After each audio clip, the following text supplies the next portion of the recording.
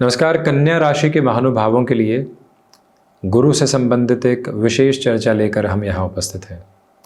5 दिसंबर 2025 के अंतराल से गुरु वक्री रहते हुए कर्क राशि स्थान से यानी अपने उच्च राशि स्थान से निकलकर पुनः शत्रु राशि स्थान, जो कि बुध का राशि स्थान है, मिथुन राशि स्थान, उसमें प्रवेश कर रहे हैं। 11 मार्च 2026 तक देव गुरु बृहस्पति वक्री रहेंगे और मिथुन के साथ में ही चलायमान रहेंगे, उसके आगे तक भी। तो जो ये 5 दिसंबर से लेकर 11 मार्च 2026 तक का समय अंतराल है, एक इस तरह के संकेतों को सामने रख रहा है। इसका संपूर्ण चर्चा ब्यौरा गौर कीजिएगा कि देवगुरु बृहस्पति लाभ भाव से निकलकर यानी अपने संपूर्ण कारकत्व प्राप्त भाव से निकलकर आंशिक कारकत्व प्राप्त भाव में प्रवेश करेंगे। उत्तरोत्तर बलि केंद्र के साथ में रहेंगे, बुध के राशि स्थान में रहेंगे। ये इच्छा शक्ति का, आजीविका का, व्यक्ति विशेष के पिता के पुरुषार्थ को देखने का, वो कैसे अपनी यात्रा को प्रबंधित करके चलता है, उसके सिरों को देखने का एक प्रमुख मार्ग है और वो ही एक चर्चा का यहाँ पर ब्यौरा भी है। तो ऐसे सिरे के साथ में सबसे पहले यह स्पष्टता अपने साथ रख कर चलने की आपको आवश्यकता रहेगी कि यहाँ जो कामकाजी जीवन है वहाँ बुनियादी तौर पर काफ़ी हद तक तेज़ी आपके लिए आने की उम्मीद है। जल्दी कार्यों का निस्तारण और नए कार्यों का सामने आना आपके समक्ष रह सकता है। पहली तो सबसे प्रमुख यात्रा ये नज़र आती है। दूसरे सिरे के साथ में जो खुद को मैनेज करना होता है और ख़ुद को मैनेज करने में जो फंक्शनल लेवल पर यहाँ डिफ़िकल्टीज़ आ रही थी, उसमें जिस इम्प्रोवाइजेशन को देखना होता है, उस इम्प्रोवाइजेशन के पूरे प्रोस्पेक्ट्स को देखकर चलना और उसकी प्रोग्रेसिव पॉजिटिविटी को अपने साथ में एस्टेब्लिश करके चलना, यह सब कुछ आपके साथ साथ नज़र आने वाली गतिविधि है, जहाँ से कोई भी और रुकावट एवं बाधा आपके समक्ष निकल कर नहीं आती। इस एक बात को अपने भीतर तक अवस्थित करके रखने की पूरी आवश्यकता आपके लिए रहेगी कि लॉन्गर टर्म के प्रोस्पेक्ट में जो आप अपने भीतर किसी भी नेगेटिविटी को फील कर रहे थे, वो नेगेटिविटी बिल्कुल भी हावी नहीं है। जो अटमोस्ट प्रोग्रेसिव बेसिस की तरफ आगे बढ़ना होता है, वहीं से आप अपनी जर्नी को इवॉल्व करते हुए चलते चले जा रहे हैं। यहाँ यदि जन्मकालिक आधार पर गुरु वक्री है और अभी भी जब वक्रगत व्यवस्थाओं को प्राप्त करके मिथुन में चल रहे हैं, तो एक नौकरी में आप वर्षों से चल रहे थे, सैचुरेशन आ चुका है, मेंटल लेवल पर कोई भी एक ब्लिस फील नहीं हो रही है, खुशी के जो प्रवास के क्रम होने चाहिए वो महसूस नहीं हो रहे हैं, उन सभी से हटकर जो एक अब स्थायित्व का भाव और परिवर्तन की स्थितियां जो सामने आनी चाहिए कि अब तो चेंज की तरफ जाएं और चेंज को अपने साथ में फंक्शनली डिनोट करके देखें, वो प्रोग्रेसिव मेजर्स आपके लिए नज़र आते हैं। आप एजुकेशन के फील्ड में हैं, आप आईटी फील्ड के साथ में जुड़े हुए हैं, रिसर्च संबंधी कामकाज में हैं, या आप किसी भी अपने स्टार्टअप के अप्रोच के साथ में चल रहे हैं। 10th हाउस में जुपिटर की ये पोजीशन प्रोग्रेसिव है। मन में प्रश्न ये उठेगा कि यहाँ कन्या राशि के महानुभावों के लिए तो गुरु बाधकाधिपति होते हैं, फिर ऐसा कैसे? क्योंकि वक्री है, चेष्टा बल प्राप्त है। चेष्टा बल प्राप्त होने की वजह से आप खुद को मैनेज करके जितना तेज़ी से आगे की तरफ भागना दौड़ना चाहते हैं, उसका जो पूरा प्रॉस्पेरिटी का मेज़र होता है, उसका जो पूरा पॉजिटिविटी का मेज़र होता है, वो साथ साथ स्टेबलाइज होकर चलता है। वो किसी भी नेगेटिविटी को यहाँ पर आपके साथ इवॉल्व करने वाला नहीं होता। आपके भीतर के छोटे छोटे कंसर्न्स को पूरे तरीके से फंक्शनली हटाकर जो एक स्टेबलाइजेशन का बेस आना चाहिए, वो आपके साथ में बनता चला जाता है। उसमें कोई भी कोर प्रोस्पेक्ट्स के साथ में आपके लिए नेगेटिविटी इवॉल्व होने वाली नहीं होती है। प्रमुख ताकत के क्रमबद्ध सिरों के साथ में जीवन यात्रा संस्थापित होती हुई आपको और अधिक सकारात्मकता देती है।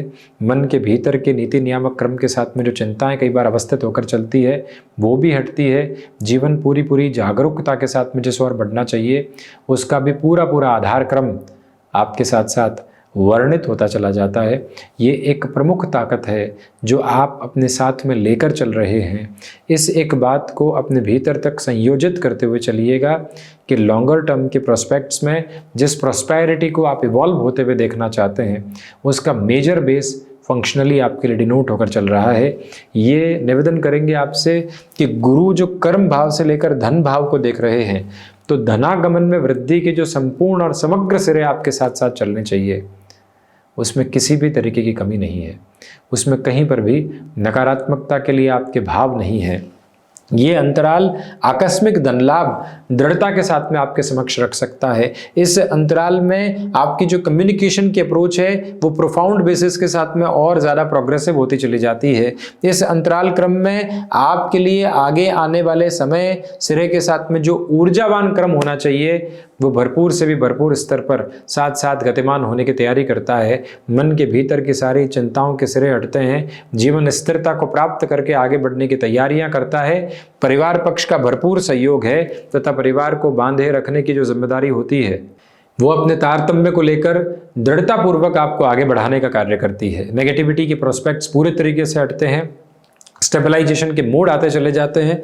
उससे भी ज़्यादा महत्वपूर्ण कि व्यापार भाव के अधिपति कर्म भाव में होकर धन भाव में, तो व्यापार में जो धनागमन की शुभाशुभता नहीं बढ़ पा रही थी, फ्लॉलेस बेसिस नहीं आ पा रहे थे, पॉजिटिविटी अपने लेवल को स्टेबलाइज ही नहीं कर पा रही थी, वहाँ से जो वृद्धि के द्योतक क्रम होने चाहिए, वहाँ से जो वृद्धि के संपूर्ण और समग्र बेहतर सिरे होने चाहिए, वो यहाँ बहुत अच्छे से नजर आते हैं। किसी भी तरीके की चिंता को अपने साथ रखने की जरूरत नहीं, किसी भी तरीके की नकारात्मकता को अपने साथ बनाकर रखने की आवश्यकता नहीं।